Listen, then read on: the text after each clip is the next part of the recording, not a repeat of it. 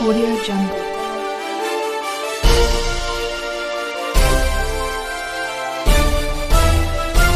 Audio Jungle.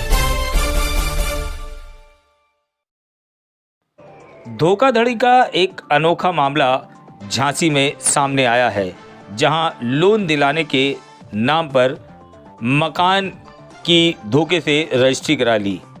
Jhansi के प्रेमनगर थाना क्षेत्र अंतर्गत लोन दिलाने के नाम पर जालसाजी कर एक मकान का फर्जी तरीके से धोखाधड़ी कर बेनामा कर लिया गया।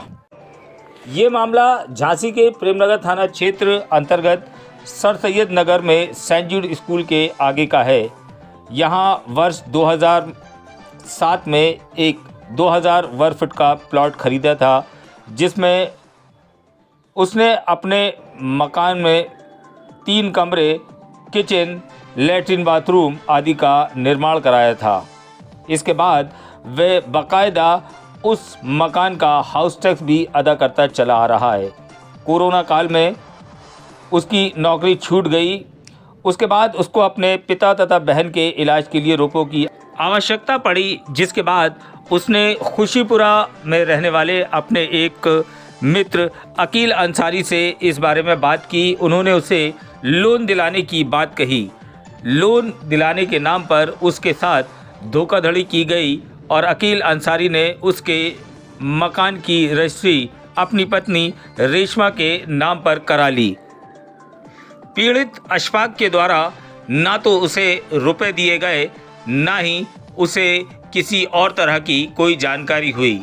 बाद में जब उसे पता चला कि उसके मकान की धोखे से रजिस्ट्री करा ली गई है, तब उसने तहसील में जाकर इसकी जानकारी की तो पता चला कि उसके मकान की रजिस्ट्री हो गई है। उसने उच्च अधिकारियों से प्रार्थना पत्र देते हुए मांग की है कि जिन लोगों ने उसके साथ ये धोखाधड़ी की है, उन सब के खिलाफ सख्त से सख्त कार्रवाई की जाए। क्या नाम है आपका? अशफाक अली। क्या समस्या है अशफाक जी? समस्या ये है कि हमारे साथ धोखा हुआ है। किस तरह का? हमें ज़रूरत थी पैसों की। मजीद नाम के व्यक्ति से हमने बात की थी कि मुझे पैसे, मेरे पापा की तबीयत ख़राब थी और बहन की, तो इस वजह से मुझे ज़रूरत थी 2 लाख की। तो इन्होंने कहा कि हम बात करते हैं कि कुछ लोगों से। इन्होंने अकील अंसारी से बात की कि उन्होंने कहा हम लोन दिला देंगे आपको। लोन 2 लाख की मुझे ज़रूरत थी, तो इन्होंने कहा लोन दिला देंगे। फिर ये मतलब कागज़ हमसे ले गए तहसील में। इन्होंने मतलब कागज़ बनवा लिए, काहे की? मतलब कि लोन दिलाने के लिए, एग्रीमेंट के लिए। वो तहसील में इन्होंने एग्रीमेंट के लिए वो बनवा लिए और कहा कि चलो वो चेक पे हमसे साइन करा लिए कि आपके बैंक खाते में पैसा पहुंच जाएगा, ट्रांसफ़र हो जाएगा। चूँकि कुछ समय बाद मैंने देखा मेरे पास पैसा नहीं पहुंचा और मैंने इन लोगों को फिर कहा, तो इन लोगों ने यही कहा कि अभी वक्त लगेगा। इसके बाद मैंने फिर पूछा, तो फिर इन्होंने कहा कि अगर आपके कागज़ निरस्त कर दिए गए, कैंसिल हो गए हैं और आपका गिरवी मकान नहीं रखाया गया, वो आपका निरस्त हो गया है। हम बैठे रहे। हमने कहा ठीक है, कोई बात नहीं है। इसलिए फिर हमें मजीद ने कहा कि क्या ना, आप आगे चल के क्या ना और कहीं आगे व्यवस्था बनती है तो हम करा देंगे आपकी। और उसके बाद इन्होंने मतलब उसमें तुम्हारे हमारे कुछ मिलने वालों ने मुझे बताया कि आपके मकान की रजिस्ट्री हो गई है। तो मैंने कहा मैंने तो सिर्फ लोन के लिए बात हुई थी, मेरी रजिस्ट्री तो मैंने कहा की नहीं है। तो मैंने जनवरी के टाइम पर मैंने जाकर तहसील से एक नकल निकलवाई और मैंने नोटिस भेजा साहब। ठीक। तो आपके मकान की आपका कहना है कि उसने फर्जी तरीके से रजिस्ट्री करा ली? जी सर। धोखा देके? जी। पैसा आपको नहीं मिला? मुझे पैसा नहीं मिला। ये हाउस टैक्स वगैरह आप जमा करते? जी, हाउस टैक्स हम जमा करते हैं। 2018 से जमा किया है मैंने सर। आप क्या चाहते हैं? हम यही चाहते हैं कि हमारे साथ न्याय हो। ठीक। क्या नाम है आपका? शमीम खान। क्या मामला है शमीम जी? इनके साथ 420 हुई है कि इसको पैसे की ज़रूरत थी। ये हमारे साले साहब हैं। 2 लाख रुपए की इनको ज़रूरत थी। इन्होंने मजीद नामक व्यक्ति से बोला कि मुझे कहीं से आप लोन दिलवा दीजिए उसमें, या उधार किसी से पैसे दिलवा दीजिए। तो इनने बोला कि आपके पास कुछ चीज़ रखने के लिए है? इनने कहा मेरे पास तो वैसे कुछ नहीं है, पर नगरे में मेरा एक मकान है जिसमें मेरी छोटी बहू और छोटा भाई रहता है, निवास कर रहे हैं वहाँ पे।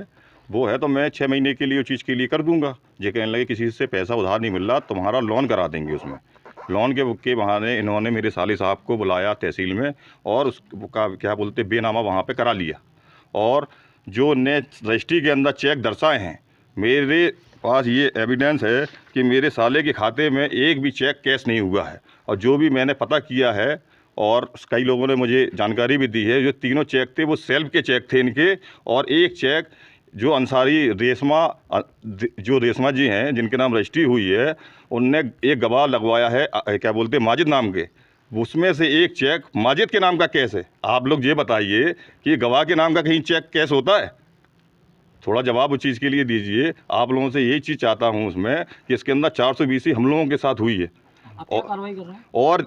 और ये कह रहे हैं कि 2022 में इन्होंने मकान प्लाट लिया है।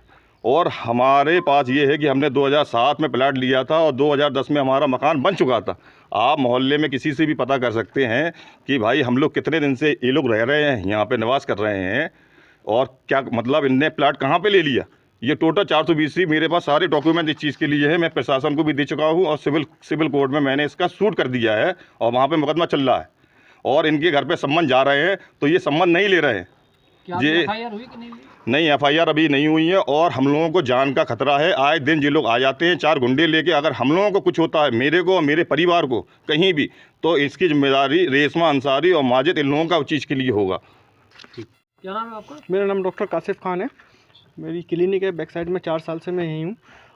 क्या है डेली इस मकान का क्या विवाद चल रहा है? इस मकान का जो विवाद चल रहा है कि कहते इन्हें क्या कहते रजिस्ट्री करवा ली है, बिक गया है मकान। और जिस पार्टी ने लिया वो कह रहे हैं कि हमने अभी इसमें काम करवाया। 4 साल से मेरा डेली का यहाँ से 3-4 चक्कर लगते हैं।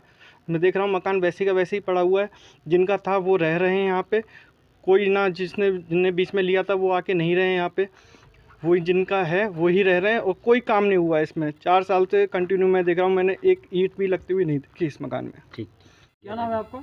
हमारा नाम मोहम्मद अनीस। अनिश जी, क्या है इस मकान का पूरा? भाई साहब, हम यहाँ करीब 30 साल से रह रहे हैं इस बस्ती में। और ये मकान हमारे सामने बना 10-12 साल पहले। और उसके बाद एक बार बनने के बाद फिर दोबारा कोई काम नहीं हुआ है। और जिनका बना वो घर में रह रहे हैं अपने। किसने बनवाया था ये जो पार्टी यहाँ पे रह रही है इस टाइम, उन्हीं ने बनाया है। इसके अलावा कोई दूसरा नहीं आया कभी? नहीं, हमने किसी दूसरे को नहीं देखा सिवाय इनके।